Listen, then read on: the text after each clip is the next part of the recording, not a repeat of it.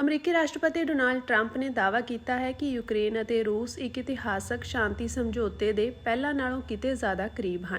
Florida ਸਥਿਤ ਆਪਣੇ resort ਵਿੱਚ ਯੂਕਰੇਨ ਦੇ ਰਾਸ਼ਟਰਪਤੀ ਵੋਲੋਦੀਮੀਰ ਜ਼ੈਲੈਂਸਕੀ ਦੀ ਮੇਜ਼ਬਾਨੀ ਕਰਦਿਆਂ ਟਰੰਪ ਨੇ ਕਿਹਾ ਕਿ ਰੂਸੀ ਰਾਸ਼ਟਰਪਤੀ ਵਲਾਦੀਮੀਰ ਪੁਤਿਨ ਨਾਲ ਉਹਨਾਂ ਦੀ 2.5 ਘੰਟੇ ਲੰਮੀ ਸ਼ਾਨਦਾਰ ਫੋਨ ਗੱਲਬਾਤ ਹੋਈ ਹੈ ਅਤੇ ਉਹਨਾਂ ਨੂੰ ਵਿਸ਼ਵਾਸ ਹੈ ਕਿ ਪੁਤਿਨ ਜੰਗ ਖਤਮ ਕਰਨਾ ਚਾਹੁੰਦੇ ਹਨ। ਹਾਲਾਂਕਿ ਟਰੰਪ ਨੇ ਇਹ ਵੀ ਸਵੀਕਾਰ ਕੀਤਾ ਹੈ ਕਿ ਗੱਲਬਾਤ ਕਾਫੀ ਗੁੰਝਲਦਾਰ ਹੈ ਅਤੇ ਡੋਨਬਾਸ ਖੇਤਰ ਦੇ ਕਬਜ਼ੇ ਤੇ ਸੁਰੱਖਿਆ ਗਾਰੰਟੀ ਵਰਗੇ ਕਈ ਅਹਿਮ ਮੁੱਦਿਆਂ ਤੇ ਅਜੇ ਵੀ ਪੇਚ ਫਸਿਆ ਹੋਇਆ ਹੈ, ਜਿਸ ਕਾਰਨ ਗੱਲਬਾਤ ਕਿਸੇ ਵੀ ਸਮੇਂ ਟੁੱਟ ਸਕਦੀ ਹੈ। ਜ਼ੈਲੈਂਸਕੀ ਨੇ ਟਰੰਪ ਦੀਆਂ ਕੋਸ਼ਿਸ਼ਾਂ ਦਾ ਧੰਨਵਾਦ ਕਰਦਿਆਂ ਕਿਹਾ ਕਿ ਯੂਕਰੇਨ ਸ਼ਾਂਤੀ ਲਈ ਤਿਆਰ ਹੈ, ਪਰ ਰੂਸ ਨਾਲ ਕਈ ਮੁੱਦਿਆਂ ਤੇ ਵੱਖੋ-ਵੱਖਰੇ ਵਿਚਾਰ ਬਰਕਰਾਰ ਹਨ। ਦੋਵਾਂ ਨੇਤਾਵਾਂ ਨੇ ਯੂਰਪੀਅਨ ਮੁਖੀਆਂ ਨਾਲ ਵੀ ਗੱਲਬਾਤ ਕੀਤੀ ਅਤੇ ਜਨਵਰੀ ਵਿੱਚ ਵਾਈਟ ਹਾਊਸ ਵਿਖੇ ਮੁੜ ਮਿਲਣ ਦੀ ਸੰਭਾਵਨਾ ਜਤਾਈ ਹੈ। ਇਸ ਦੇ ਨਾਲ ਹੀ ਰੂਸ ਨੇ ਸਪਸ਼ਟ ਕੀਤਾ ਹੈ ਕਿ ਕਿਸੇ ਵੀ ਪੂਰਨ ਜੰਗਬੰਦੀ ਲਈ ਕੀਵ ਨੂੰ ਡੋਨਬਾਸ ਖੇਤਰ ਬਾਰੇ ਦਲੇਰਾਨਾ ਫੈਸਲਾ ਲੈਣਾ ਪਵੇਗਾ, ਜਦਕਿ ਟਰੰਪ ਨੇ ਉਮੀਦ ਜਤਾਈ ਹੈ ਕਿ ਆਉਣ ਵਾਲੇ ਕੁਝ ਹਫ਼ਤਿਆਂ ਵਿੱਚ ਸਥਿਤੀ ਸਪਸ਼ਟ ਹੋ ਜਾਵੇਗੀ।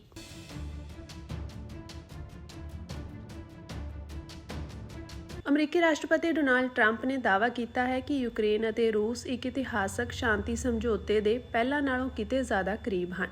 ਫਲੋਰੀਡਾ ਸਥਿਤ ਆਪਣੇ ਰਿਜ਼ੋਰਟ ਵਿੱਚ ਯੂਕਰੇਨ ਦੇ ਰਾਸ਼ਟਰਪਤੀ ਵੋਲੋਦੀਮੀਰ ਜ਼ੈਲੈਂਸਕੀ ਦੀ ਮੇਜ਼ਬਾਨੀ ਕਰਦਿਆਂ ਟਰੰਪ ਨੇ ਕਿਹਾ ਕਿ ਰੂਸੀ ਰਾਸ਼ਟਰਪਤੀ ਵਲਾਦੀਮੀਰ ਪੁਤਿਨ ਨਾਲ ਉਹਨਾਂ ਦੀ 2.5 ਘੰਟੇ ਲੰਮੀ ਸ਼ਾਨਦਾਰ ਫੋਨ ਗੱਲਬਾਤ ਹੋਈ ਹੈ ਅਤੇ ਉਹਨਾਂ ਨੂੰ ਵਿਸ਼ਵਾਸ ਹੈ ਕਿ ਪੁਤਿਨ ਜੰਗ ਖਤਮ ਕਰਨਾ ਚਾਹੁੰਦੇ ਹਨ।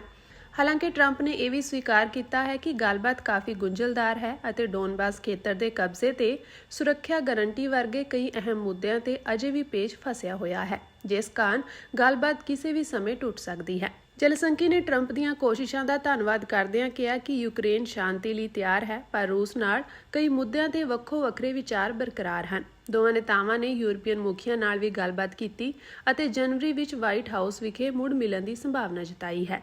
ਇਸ ਦੇ ਨਾਲ ਹੀ ਰੂਸ ਨੇ ਸਪਸ਼ਟ ਕੀਤਾ ਹੈ ਕਿ ਕਿਸੇ ਵੀ ਪੂਰਨ ਜੰਗਬੰਦੀ ਲਈ ਕੀਵ ਨੂੰ ਡੋਨਬਾਸ ਖੇਤਰ ਬਾਰੇ ਦਲੇਰਾਨਾ ਫੈਸਲਾ ਲੈਣਾ ਪਵੇਗਾ, ਜਦਕਿ ਟਰੰਪ ਨੇ ਉਮੀਦ ਜਤਾਈ ਹੈ ਕਿ ਆਉਣ ਵਾਲੇ ਕੁਝ ਹਫ਼ਤਿਆਂ ਵਿੱਚ ਸਥਿਤੀ ਸਪਸ਼ਟ ਹੋ ਜਾਵੇਗੀ।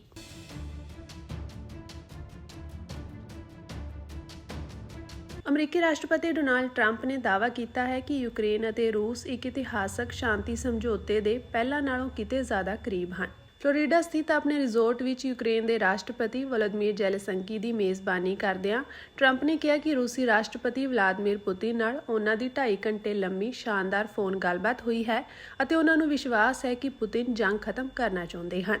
ਹਾਲਾਂਕਿ ਟਰੰਪ ਨੇ ਇਹ ਵੀ ਸਵੀਕਾਰ ਕੀਤਾ ਹੈ ਕਿ ਗੱਲਬਾਤ ਕਾਫੀ ਗੁੰਝਲਦਾਰ ਹੈ ਅਤੇ ਡੋਨਬਾਸ ਖੇਤਰ ਦੇ ਕਬਜ਼ੇ ਤੇ ਸੁਰੱਖਿਆ ਗਾਰੰਟੀ ਵਰਗੇ ਕਈ ਅਹਿਮ ਮੁੱਦਿਆਂ ਤੇ ਅਜੇ ਵੀ ਪੇਚ ਫਸਿਆ ਹੋਇਆ ਹੈ, ਜਿਸ ਕਾਰਨ ਗੱਲਬਾਤ ਕਿਸੇ ਵੀ ਸਮੇਂ ਟੁੱਟ ਸਕਦੀ ਹੈ। ਜ਼ੈਲੈਂਸਕੀ ਨੇ ਟਰੰਪ ਦੀਆਂ ਕੋਸ਼ਿਸ਼ਾਂ ਦਾ ਧੰਨਵਾਦ ਕਰਦਿਆਂ ਕਿਹਾ ਕਿ ਯੂਕਰੇਨ ਸ਼ਾਂਤੀ ਲਈ ਤਿਆਰ ਹੈ, ਪਰ ਰੂਸ ਨਾਲ ਕਈ ਮੁੱਦਿਆਂ ਤੇ ਵੱਖੋ-ਵੱਖਰੇ ਵਿਚਾਰ ਬਰਕਰਾਰ ਹਨ। ਦੋਵਾਂ ਨੇਤਾਵਾਂ ਨੇ ਯੂਰਪੀਅਨ ਮੁਖੀਆਂ ਨਾਲ ਵੀ ਗੱਲਬਾਤ ਕੀਤੀ ਅਤੇ ਜਨਵਰੀ ਵਿੱਚ ਵਾਈਟ ਹਾਊਸ ਵਿਖੇ ਮੁੜ ਮਿਲਣ ਦੀ ਸੰਭਾਵਨਾ ਜਤਾਈ ਹੈ।